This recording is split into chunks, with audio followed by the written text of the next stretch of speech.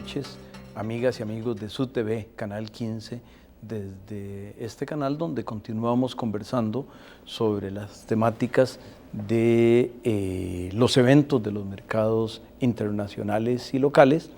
Y para hacerlo tengo a dos distinguidos profesores universitarios que además tienen otras tareas. Tengo por una parte al profesor Alan Rodríguez, quien nos ayuda en la maestría de Banca y Mercado de Capitales. Él es el director y originador de una consultora en temas financieros y es un frecuente autor en columnas de esa naturaleza, tanto en el Semanario El Financiero como en otros medios. Esta semana incluso hay uno en el periódico financiero de el Diario de la República y muy frecuentemente está. Por otra parte tenemos al ex ministro de Relaciones Exteriores, al ex ministro de Hacienda,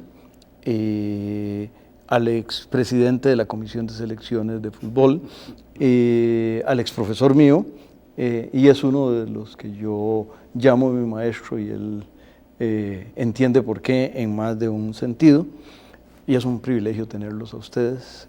Buenas noches. Buenas noches, Juan Rafael, mucho gusto. Don Fernando, si este evento, los eventos presentes hubieran ocurrido hace 20 años, y usted hubiera estado sentado en la silla del Ministerio de Hacienda, la economía de Costa Rica creo que sería diferente y supongamos que ocurrieran los eventos externos presentes. ¿Cómo interpretaría usted esa situación? Bueno, mire, Juan Rafael, no hay la menor duda que en las últimas 2, 3 décadas esta economía ha cambiado dramáticamente. Bueno, obviamente que ahora somos una economía mucho más abierta, más orientada a los mercados, se han eliminado muchas distorsiones que antes teníamos aquí en nuestro país y ahora tenemos no solo una estructura de producción muchísimo más diversificada, sino una estructura de exportaciones también mucho más diversificada. No se olvide del viejo dicho, don Ricardo Jiménez, el mejor ministro de Hacienda es una buena cosecha de café. Bueno, eso ya no existe porque este país exporta muchísimos bienes con muchas empresas exportadoras y a mercados muy variados. Tan solo hace 10, 15 años, Juan Rafael, difícilmente nosotros exportábamos al Asia. Ahora, interesante, aunque sea muy concentrado en cierto tipo de productos, tenemos exportaciones al Asia, tenemos exportaciones a Estados Unidos, a Europa. Centroamérica sigue siendo un mercado muy importante para Costa Rica. Prácticamente una quinta parte de las exportaciones de Costa Rica van a Centroamérica. De tal manera que hemos diversificado mucho toda la producción y la estructura de exportaciones. Por eso siento que la situación del país hoy difiere mucho de hace 20 años. Y posiblemente hace 20 años nos hubiera golpeado mucho más una crisis financiera en los Estados Unidos que lo que puede golpear la crisis financiera de ese país hoy en día, Costa Rica. Sobre esa misma línea, al decir que nos va a golpear o nos está golpeando, depende cómo conjugue uno el verbo, ¿no le parece a usted pertinente, profesor Naranjo, que habría una serie de espacios de este país a los que les está pasando básicamente nada y dependería del curso de los acontecimientos si les llega a pasar algo? Bueno, mire, yo creo, Juan, que tenemos que estar claro. Este país no está en una crisis económica, ni creo que va a estar en una crisis económica en el futuro inmediato. Creo que toda esta crisis financiera va a tener repercusiones serias en Estados Unidos, va a tener repercusiones serias en Europa, en algunos países del Asia, sin la menor duda, y eso nos va a afectar a nosotros. Posiblemente el ritmo de crecimiento de nuestras exportaciones no va a ser el mismo de los últimos años, posiblemente no vamos a tener las inversiones extranjeras que este país ha tenido en los últimos 10, 15 años, posiblemente el turismo no va a crecer tanto como venía creciendo y tampoco vamos a recibir esa corriente de recursos financieros que este país recibió en los últimos 3, 4 años. Es decir, aquí todos nos vamos a mojar, eso no hay la menor duda. Posiblemente unos más, otros menos, pero yo siento que es importante decirle a los costarricenses que tengamos cuidado cuando hablamos de crisis. Crisis las tuvimos a finales de los años 70, a principios de los 80, cuando la producción nacional cayó, cuando teníamos inflaciones del 50, 60%, la tasa de desempleo llegó al 12%. Eso sí fue una crisis. Ahora lo que vamos a tener es una situación complicada, 2008, 2009, difícil de manejar. La economía no va a ser lo que fue hace 2 años, pero yo creo que este país va a salir adelante gracias a todo un proceso de reforma y transformación que hemos vivido en las últimas 3 décadas. Yo usaría la metáfora en mucho y como estamos en octubre, y afortunadamente no parece que venga, pero sería como una tormenta tropical que va a destruir algo de puentes y algo de... Pero el país tiene una Comisión Nacional de Emergencia que funciona de una determinada manera, no es que no exista y algo se reparará y algo tardará más en repararse, pero quería preguntarle, profesor Rodríguez, y esta es una pregunta injusta para usted porque le voy a preguntar sobre... ¿cuál habría sido las consecuencias para la Bolsa Nacional de Valores si el evento hubiera ocurrido hace 20 años? Porque como le hice la pregunta a don Fernando de hace 20 años, con usted es injusta porque usted posiblemente, no sé si estaba en escuela primaria o si estaba en kindergarten, pero adelante. Yo creo que el efecto hubiera sido desgraciadamente muy similar. O sea, el avance que ha tenido el mercado bursátil en Costa Rica desde hace 20 años ahora yo lo catalogaría bastante bajo, digamos, para ser. Yo sí creo que eso no necesariamente pasa con el resto del sistema financiero. Y a mí lo que me tiene muy preocupado es que en los últimos 9 años, 8 años, hemos vivido un fenómeno temporal, transitorio, que la gente, por la longitud o por lo largo del periodo de tasas de interés bajas, pensó que es permanente. Y entonces, cuando uno ve lo que está pasando en Estados Unidos, jamás se imaginó poder presenciar lo que está pasando hoy en ese país. Tanto así que cuando uno ve la historia, todo el mundo se remonta al 29 como una de las situaciones similares en las que podría uno comparar lo que está pasando con Estados Unidos hoy en día.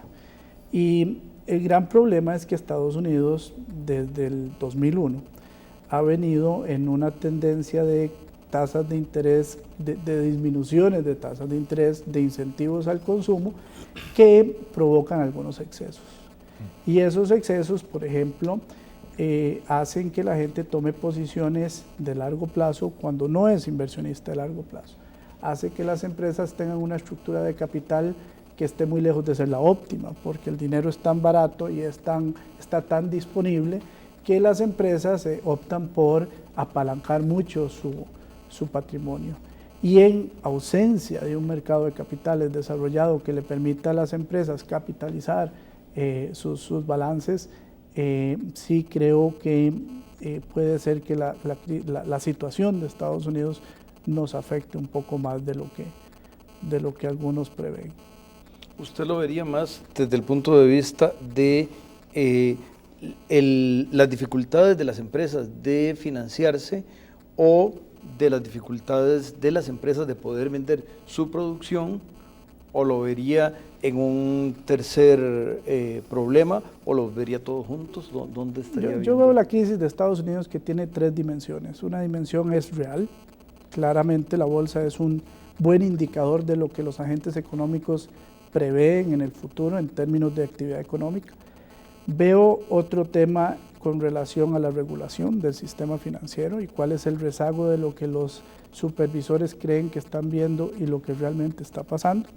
Y el otro tema que me preocupa es la parte ética, ¿verdad? Donde hoy el malo de la película se llama Wall Street. Y cuando uno oye los discursos de Barack Obama y del señor McCain, ninguno quiere que se le interprete como que está salvando Wall Street, ¿verdad? Como que ellos están más del lado de Main Street. Y entonces, realmente creo que cuando las tasas de interés son bajas, el negocio es comisiones, y cuando el negocio es comisiones ya se crean algunos incentivos perversos que pueden inducir a inversionistas y empresarios a tomar decisiones que no son en el largo plazo las más adecuadas. Explíquele un poquito más a las amigas y amigos que algunos de ellos son menos expertos en finanzas, esta frase tan importante que usted dijo de que cuando las tasas de interés son bajas, el negocio es comisiones. Un poco, imagínense que está hablando con mi tía y póngalo un poquito, porque la idea es muy importante. Cuando las tasas de interés son altas, ¿verdad? El negocio financiero está fundamentado en la administración de activos financieros. Y entonces esa comisión que cobran las entidades por realizar esa gestión, proporcionalmente tienen una participación relativa más pequeña con respecto a la rentabilidad esperada de un inversionista. Sin embargo, cuando las tasas de interés son bajas, ya esas comisiones que se cobraban antes no se pueden cobrar. ¿Por qué? Porque se llevan el 50-60% de la rentabilidad de todo un portafolio. Y entonces ahí hay que empezar a generar ingresos ya no por ese diferencial, sino por colocar productos que generen comisión, ¿verdad? Y entonces, por ejemplo, hay cosas que a mí me preocupan en el caso de Costa Rica, es el desarrollo de los fondos inmobiliarios, que claramente es un instrumento de largo plazo, es un instrumento con un componente de riesgo mucho más elevado que una inversión financiera. Y podríamos hablar bastante rato de por qué un inmueble es mucho más riesgoso que un bono o que una acción. Y entonces ese riesgo adicional es el que le permite a uno tener un rendimiento adicional, y ese rendimiento adicional volver a mantener una estructura de comisiones muy similar a la que tenía cuando las tasas de interés eran altas. Entonces, hay un incentivo por llevar a alguien que no es un inversionista de real estate, que no es de ese perfil de riesgo, que no es de ese plazo de inversión, a algo que en estas condiciones se ve muy atractivo, porque la alternativa es una tasa del 2, 3, 4% y nadie quiere tener sus ahorros al 2, 3, 4%. Excelente, con esa afirmación tan clara, vamos a decirle al canal que igualmente sea claro, dándole un mensaje que tiene para las amigas y amigos, pero nosotros regresamos.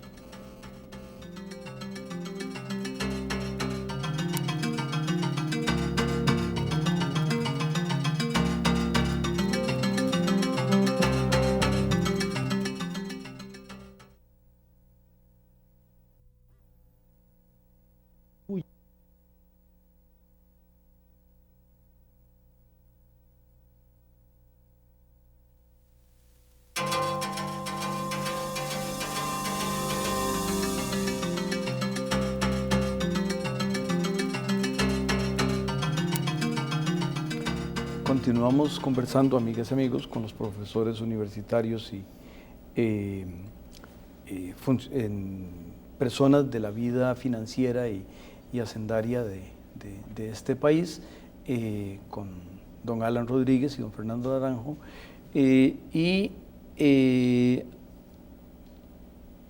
Don Fernando, por una parte, no he dicho que usted es el presidente de TACA Costa Rica, pero lo voy a decir por una razón muy sencilla. Buena parte del turismo hacia Costa Rica se transporta en las alas nuevas y viejas de TACA, creo que dije Copa, pero quise decir TACA. En segundo lugar, es posible que también parte del comercio venga en esa línea, y entonces ahora, desde el punto de vista de una empresa de servicios que está de manera importante conectada con el sector externo, ¿cuáles son las perspectivas? No las las específicas, sino más bien desde ese sector, ¿cómo ven el sector turismo y el sector transporte? Bueno, yo venía a hablar de economía, pero si usted quiere hablamos de transporte aéreo, don Juan Rafael, no hay problema. Primero empiezo por decirle que, bueno, Por mucho, TACA es la aerolínea que más turistas trae a Costa Rica. TACA representa el 40% de las operaciones en el aeropuerto Juan Santa María. Y en todo lo que son vuelos internos representa como hoy en día el 65%. Y cuando lo terminen hasta va a traer más gente, me imagino. Posiblemente. Pero, y la otra cosa muy importante que le quería comentar en cuanto a TACA, es que aquí en la región en centroamericana, TACA es el mejor vehículo para facilitar los viajes de negocios. Yo que viajo con frecuencia a Centroamérica, a mí me da un gusto enorme ver la cantidad de ejecutivos que viajan muy temprano en la mañana el lunes y que regresan en los vuelos de la noche los viernes en todos los países centroamericanos. Con eso lo que quiero decirle, bueno, para nosotros esta situación que está viviendo el mundo es una situación de cuidado. Cuando yo dije que va a haber efectos, pero que no sean tan graves como los efectos en Estados Unidos, lo que tenía en mente es que las tasas de crecimiento de la economía nacional, que fueron del 7-8%, no las vamos a ver, pero tampoco vamos a ir a una recesión, ni vamos a ver las tasas que está estimando el Fondo Monetario para la economía de Estados Unidos y para Europa, que prácticamente es estancamiento para el año entrante. Entonces, nosotros en TACA estamos viéndolo con cuidado, porque posiblemente vamos a tener menos turismo. El mundo de los negocios y los viajes de negocios no van a tener el dinamismo que tuvimos en los últimos años. Puesto en otro contexto, nosotros teníamos un plan de expansión mucho más ambicioso para este año 2008, pero especialmente para el año 2009, que estamos viendo ahora con mucho más precaución. Todavía no estamos sintiendo una reducción dramática en reservaciones ni en pasajeros, pero en fin, estamos procediendo con cautela, como debe ser en una circunstancia como esta. Yo creo que el mundo se está encaminando a salir de esta crisis financiera, eso es lo que yo espero, y que los efectos, bueno, van a ser severos, pero no tan graves como los de los años, finales de los años 20 y principios de los años 30. Don Alan, hablando también un poco de las empresas, su corporación financiera, una de las tareas que entiendo que hace es asesorar empresas. Está creciendo la demanda por consejo. A veces cuando uno no sabe qué va a pasar o cuando uno se siente mal, va mucho con el médico, y en este sentido financiero ustedes son un poco médicos. Y también debe haber comentarios sobre cómo perciben los empresarios que los consultan a ustedes. Sí, el sector privado en general tiene hoy una estructura de capital mucho más apalancada de lo que debiera. Y eso es producto, como decía antes, de un exceso de crédito, una disponibilidad de crédito en condiciones muy, muy buenas durante muchos años. El gran problema que estamos viendo es el tema que aquí en Costa Rica el desarrollo del mercado accionario siempre ha sido como un tema secundario. Y casi que se ha pensado que es una opción, si se desarrolla, bueno, si no también. Y con la coyuntura actual vamos a ver cuál es el precio económico de no tener un mercado accionario, dónde acudir, dónde poder capitalizar las empresas, dónde poder reestructurar los pasivos, dónde poder desarrollar nuevos instrumentos para que los inversionistas y las empresas enfrenten una situación como la que nos viene. Claramente cuando uno lee lo que los economistas en Estados Unidos prevén que va a pasar allá, eso nos da, yo lo veo como la oportunidad de prepararnos acá y de tomar las decisiones que haya que tomar. A mí me gustaría ver inversionistas institucionales como los fondos de pensiones tomando una posición más agresiva en la compra de capital de las empresas. Está demostrado muchísimo y hay falacias como decir que invertir en acciones es mucho más riesgoso que invertir en bonos.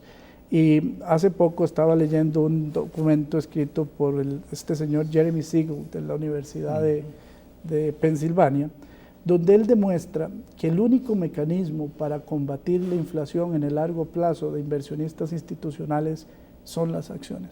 porque tiene mucho sentido. Las acciones tienen un derecho sobre activos que conforme suben los precios, esos activos también suben de precio y entonces tienen la capacidad de irse ajustando en el largo plazo con la inflación. Hoy lo que yo veo me asusta muchísimo, me asusta ver gente que compra bonos a 5 o 6 años al vencimiento con tasas de interés por debajo de la inflación fijas, ¿verdad? Que entonces ahí donde yo me pregunto, ok, ¿qué va a pasar en el largo plazo con esos inversionistas institucionales? Paradójicamente habiendo tantas empresas con necesidad de capitalización, ¿verdad? Entonces yo vería o quisiera ver desde un punto de vista optimista la oportunidad de desarrollar, ahora sí por necesidad más que por opción, un mercado accionario que atienda la realidad del sector privado. Claro, una de las moralejas de su observación es que pobrecitos los trabajadores que sus fondos de retiro los están poniendo a ganar tasas de interés negativas. Y esto viene porque don Fernando y yo debemos ser como de los 5 keynesianos que deben quedar en Costa Rica, casi la mayoría. ¿Habemos tantos, Juan? Bueno, ahí estaría un poco la duda. Y para empezar, a mis estudiantes de la Universidad de Costa Rica les preguntamos por keynesianismo o por algún concepto y no saben de qué está hablando uno. Pero ¿no sería un momento en el cual sus discípulos, porque los dos fueron discípulos, tanto el presidente del Banco Central como el ministro de Hacienda, no podría ser oportuno que refrescaran algunas de las lecciones o de las lecturas que usted alguna vez les sugirió que leyeran? Bueno, yo creo que en el fondo, especialmente uno de ellos, no se le han olvidado las ideas keynesianas, ¿verdad? Ajá. Y yo creo que efectivamente, como usted lo menciona, Juan Rafael, el mundo va a cambiar, ¿verdad? Financieramente, Alan, y económicamente va a cambiar en los próximos años y vamos a ver un resurgir de algunas teorías del keynesianismo, ¿verdad? A mí eso no me cabe la menor duda. Lo que estamos viendo en Europa, lo que estamos viendo en Estados Unidos, de gobiernos mucho más proactivos, gobiernos que quieren intervenir en los mercados para salvar esos mercados. Bueno, yo creo que todo eso muestra una tendencia interesante, revisionista, que nos va a poner en el tapete otra vez a Lord Maynard Keynes. Yo, como le comentaba, profesor Naranjo, su profesor Larry Klein, lo voy a escuchar porque él sigue siendo keynesiano de hueso colorado y lo voy a escuchar con toda la atención que le pongo siempre la semana entrante, hablando de las perspectivas tanto de la economía de Estados Unidos como de la mundial. Pero además entiendo que un sobrino de él, una persona muy cercana, ¿verdad? Larry Klein es el principal asesor económico de Obama. Eso no lo sabía, pero no me extrañaría. Es decir, hijo de un profesor suyo. A ver, qué fácil. Ahora sí me lo puso fácil y ya está. Con ayuda hasta yo sé, hasta le saco bien la pregunta del examen. Don Alan, uno de los temas que queda alrededor de estos días y de estas cosas es un poco el tema de la regulación. Y claro, como regulación, como hay muchos valores y muchas instituciones, pues y las hay aquí, las hay allá. Le dejo una pregunta muy abierta. ¿Cuál es su opinión? Usted que asesora empresas y que mira con atención y conocimiento el mercado. En la parte de mercado de valores, mercado de capitales, creo que la regulación en Costa Rica descansa sobre un pilar que a mi juicio es erróneo. Descansa de que el inversionista es responsable por las decisiones que toma. Y claramente el mundo financiero y el mundo de inversiones es muy sofisticado hoy.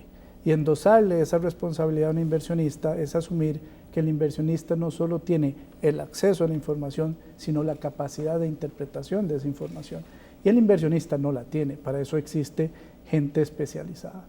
Y entonces, cuando todo el descargo de la responsabilidad viene dado por recibir un prospecto de 100 páginas que dice un montón de cosas que yo no entiendo, yo le digo a mis alumnos que es el equivalente a ir al doctor y decirle uno al doctor que se siente mal y el doctor le diga, tome, aquí está esta pastilla y aquí está el prospecto de la pastilla. Léase el prospecto de la pastilla y si usted considera que eso es bueno para usted, se la toma. Cuando usted, y además decida la dosis. exacto, entonces no tiene ningún sentido, doctor, yo le estoy pagando a usted para que usted asuma una responsabilidad por la recomendación de inversión que usted hace. Ahí creo yo que debe estar el core, como dicen los americanos, de la regulación. ¿En quién es responsable por la recomendación de inversión que emite a un inversionista? Otro caso de la regulación. El responsable del perfil de un inversionista es el inversionista. Eso es como decirle al doctor, el responsable del diagnóstico de mi enfermedad soy yo, el paciente. No, realmente uno va donde el doctor, le comenta lo que tiene que comentarle y el doctor tiene que hacer un análisis de esa información y determinar un diagnóstico. En la regulación actual, el diagnóstico del perfil del inversionista recae en el inversionista. Entonces, toda la regulación está montada sobre una premisa que a todas luces a mí me parece que es falsa. Muchas gracias a los dos. Tengo en este momento que decirle a las amigas y amigos que nuestro realizador, don Héctor Monestel, estará a partir de mañana como miembro del Consejo Universitario. La semana entrante pasaremos un programa especial dedicado a su visión del Consejo Universitario y su acción, pero tenemos que decirle que aquí trabajamos muy bien con él, que lo extrañaremos mucho, que le deseamos muchos éxitos por él y por la universidad en las tareas nuevas que asume. Y decirle a la gente que, como decía don Alan, hay que ser informado, hay que leer o buscar a alguien que le explique a uno. Y con eso, buenas noches. El programa se repite el próximo domingo a las 6 de la tarde y el próximo miércoles los esperamos en el programa dedicado a las 9 de la noche, en el programa dedicado a don Héctor. Gracias.